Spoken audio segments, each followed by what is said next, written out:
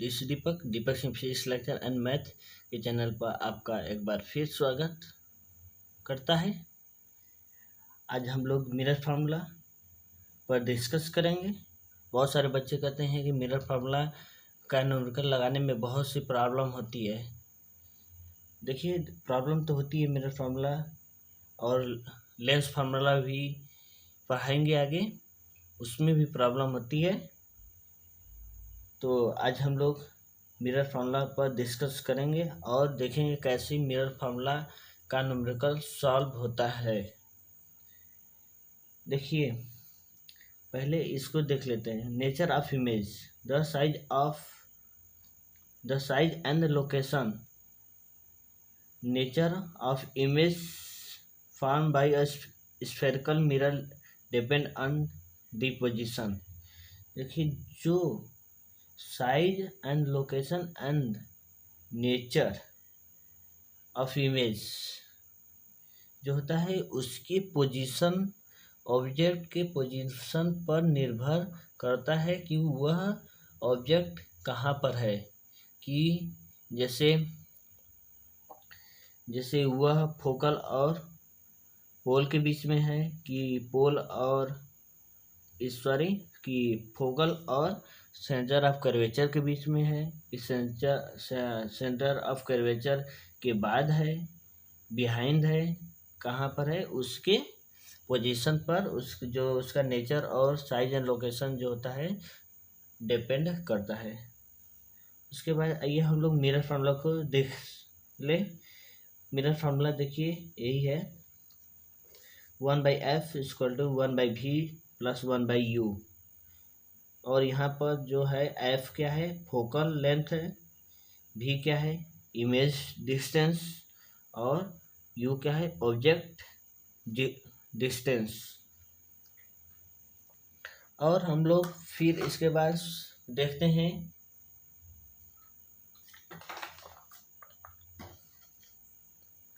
कब हम लोग को फोकल लेंथ नेगेटिव लेना है, कब हम लोग को फोकल लेंथ पॉजिटिव लेना है। इसमें भी बच्चे यही प्रॉब्लम होती है बच्चों का, कि कब हम लोग को फोकल लेंथ नेगेटिव और कब पॉजिटिव लेना है, कब भी नेगेटिव लेना है, कब यू नेगेटिव लेना है, कब यू पॉजिटिव लेना है, कब भी पॉजिटिव लेना है। यही सब प्रॉब्लम होती है। बस यही सब कंसेप्ट आपका क्लियर हो जाए तो आप मिरर फार्मूला न्यूमेरिकल एकदम इजी से लगा सकते हैं। आइए देखते हैं कि फोकल लेंथ कब हमको पॉजिटिव और कब नेगेटिव लेना है। तो focal length of concave mirror, क्या जब कनकेव मिरर का जो है फोकल लेंथ वह नेगेटिव होगा और कन्वेक्स मिरर का फोकल लेंथ पॉजिटिव होगा। याद करने के आइडिया, जैसे कनकेव के अंदर केव में नेगेटिव होगा और कन्वेक्स पॉजिटिव होगा। बस एक याद करिए, कनकेव में नेगेटिव, केव नेगेटिव, केव के अंदर नेगेटिव और कन्वेक्स पॉजिटिव। फिर एक बार, कनकेव मिरर का जो फोकल लेंथ होगा नेगेटिव होगा और कन्वेक्स का फोकल लेंथ पॉजिटिव होगा। आइए हम लोग देखते हैं कब भी और यू को पॉजिटिव और कब नेगेटिव लेना है। देखिए, यू को देखने के लिए पहले साइन कन्वेंशन थोड़ा बहुत जानना पड़ेगा कि साइन कन्वेंशन क्या होता है। आइए पहले साइन कन्वेंशन के बारे में देख लेते हैं। जैसे पहले कोई भी मिरर ले लीजिए, या कन्वेक्स या कनकेव। मान लेते हैं यह कनकेव मिरर है, यह क्या होगा, प्रिंसिपल एक्सिस हो गया। मान लीजिए यहाँ पर ऑब्जेक्ट रखा हुआ है, ये क्या है, ऑब्जेक्ट है, उसे ऑब्जेक्ट को हम डिनोट कर रहे हैं।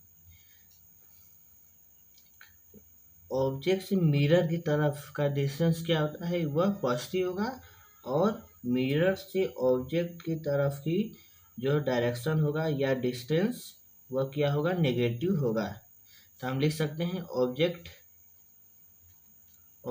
डायरेक्शन मिरर क्या होगा, यह पॉजिटिव होगा। ऑब्जेक्ट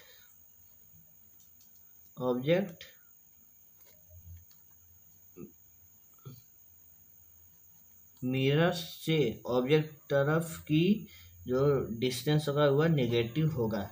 तो यहाँ पर हम क्या लिख सकते हैं, इस केस में u क्या होगा, पॉजिटिव होगा, और इस केस में क्या होगा, u नेगेटिव होगा।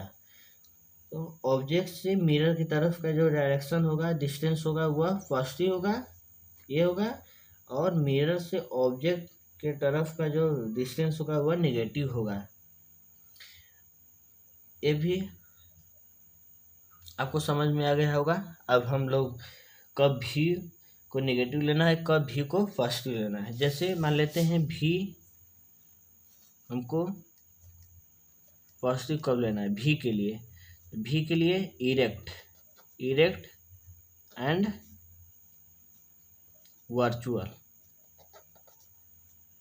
और भी नेगेटिव इसमें होगा आपका रियल होगा एंड इनवर्टेड।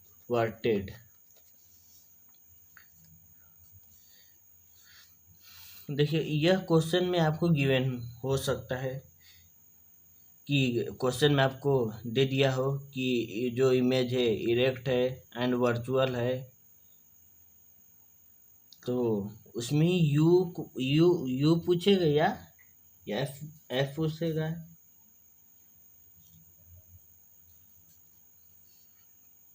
तो यह क्वेश्चन में आपको इरेक्ट या वर्चुअल दिया होगा तो भी आपका पॉजिटिव होगा, जब रियल एंड इन्वर्टेड दिया होगा तो यू आपका नेगेटिव होगा। ये भी आपको कंसेप्ट क्लियर हो गया। अब इसी में थोड़ा सा आगे बढ़ने के लिए इसी को बस जब वर्चुअल होगा तो एम आपका क्या होगा, पॉजिटिव होगा, जब रियल एंड इन्वर्टेड होगा, रियल होगा तो एम आपका नेगेटिव होगा। मैग्निफिकेशन है या मैग्निफिकेशन आगे हम लोग पढ़ेंगे, लेकिन यहीं पर कंपेयर करके पढ़ लिया जाए तो और अच्छा है, याद करने की तरीका सही हो जाएगा। जब वर्चुअल होगा तो एम क्या होगा, पॉजिटिव होगा, जब रियल होगा तो एम आपका नेगेटिव होगा। यह कंसेप्ट क्लियर होगा। एक बार और रिवीजन कर लेते हैं। कनकेव का फोकल लेंथ क्या होगा, नेगेटिव होगा। कन्वेक्स का फोकल लेंथ पॉजिटिव होगा, और मिरर से ऑब्जेक्ट से मिरर की तरफ का डायरेक्शन और डिस्टेंस क्या होगा, पॉजिटिव होगा। ऑब्जेक्ट से मिरर से ऑब्जेक्ट की तरफ का जो डिस्टेंस होगा वह नेगेटिव होगा।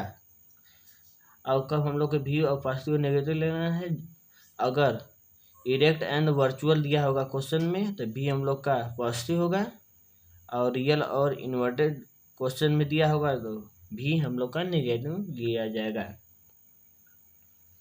आइए एक क्वेश्चन सॉल्व कर लेते हैं।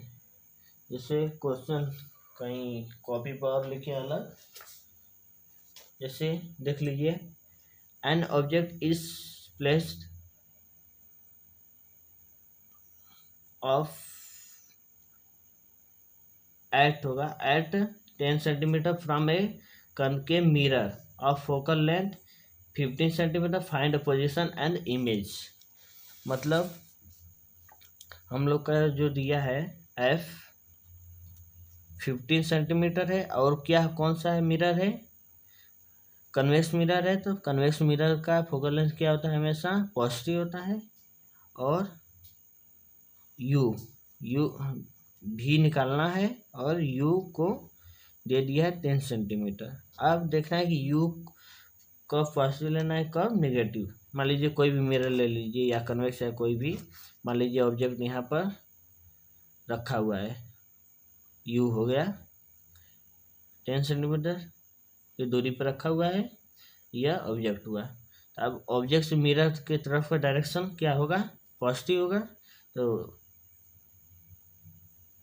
पॉजिटिव होगा, और मिरर से ऑब्जेक्ट की तरफ का डायरेक्शन क्या होगा, नेगेटिव होगा। तो यहाँ से कोई भी डायरेक्शन जो डिस्टेंस मेजर किया जाता है फ्रॉम पोल, जितनी भी डिस्टेंस आपकी मेजर होंगी, सब डिस्टेंस कहाँ से मेजर होंगी, पोल से।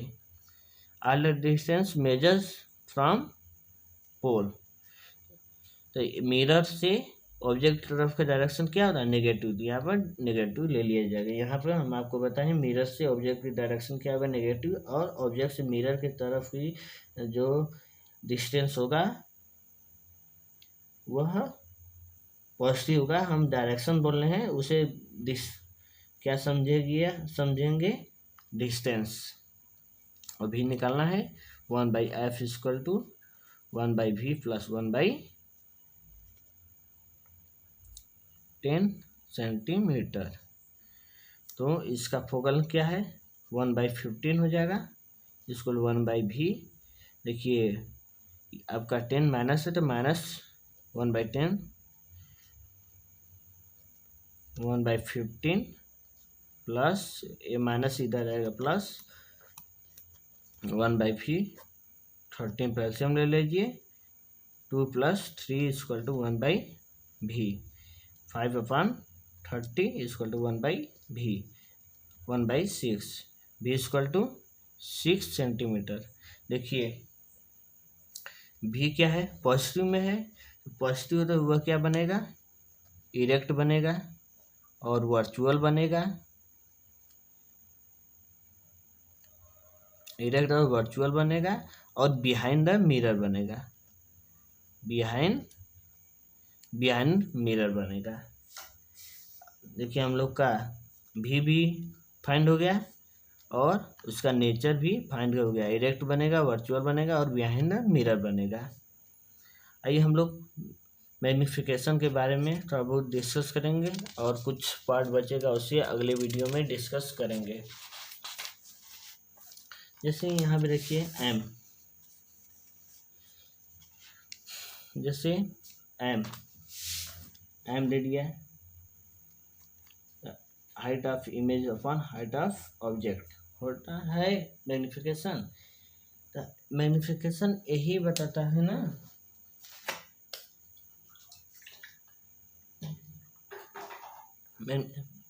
जो मैग्नीफिकेशन ये बताता है कि जो हाइट ऑफ इमेज जो हो ऑब्जेक्ट से कितना बड़ा है।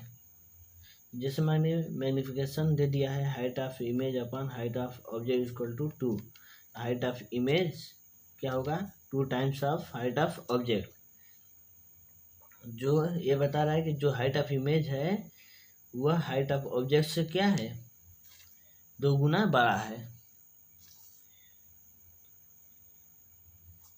और जैसे दे दिया height of image upon height of object equal to 3 centimetre. Height of image equal to 3 times of height of object. मतलब यहाँ क्या बता रहा है जो हाइट ऑफ इमेज है वह हाइट ऑफ ऑब्जेक्ट से क्या है 3 गुना लार्जर है। तो हम ये कर सकते हैं जो m होगा ग्रेटर देन 1 और m less than 1।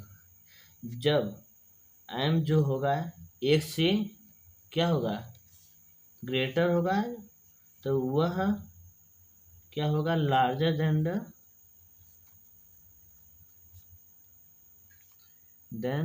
The object. यह किससे लार्जर होगा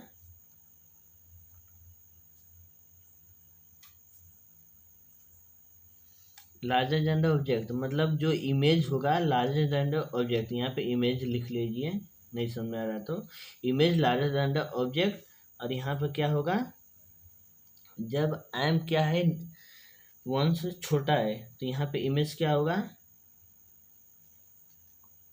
image smaller than the object. समझ में आ गया। जब मैग्नीफिकेशन 1 से बड़ा हो गया था जिससे आपका क्वेश्चन आया दिया है और उसका आंसर आ गया आंसर आ रहा है 5। उसका आंसर आ रहा है 5। वो 5 क्या है मैग्नीफिकेशन 5 है तो वह आप सीधे से लीजिए वह क्या है लार्जर देन द ऑब्जेक्ट। जो इमेज है क्या है ऑब्जेक्ट से क्या है बहुत लार्जर है। और m जब छोटा आ गया 1 से तो उसमें क्या करेंगे स्मॉलर देन द ऑब्जेक्ट। जो इमेज है ऑब्जेक्ट से क्या है छोटा है स्मॉलर है। और देखिए इसके लिए आप ज़्यादा से ज़्यादा लाइट के न्यूमेरिकल्स इसी कंसेप्ट पर सॉल्व करिए और जो पिछले साल के क्वेश्चन पेपर्स जो हैं उससे लाइट के न्यूमेरिकल्स को देखिए और उसे सॉल्व करिए। जितना ही प्रैक्टिस करेंगे आपका कंसेप्ट उतना ही आपको समझ में आएगा। जब आपको कंसेप्ट क्लियर हो जाएगा तो आप सभी प्रकार के न्यूमेरिकल्स लाइट के लगा सकते हैं। धन्यवाद। आपको वीडियो ये अच्छा लगे तो लाइक एंड सब्सक्राइब जरूर करिए।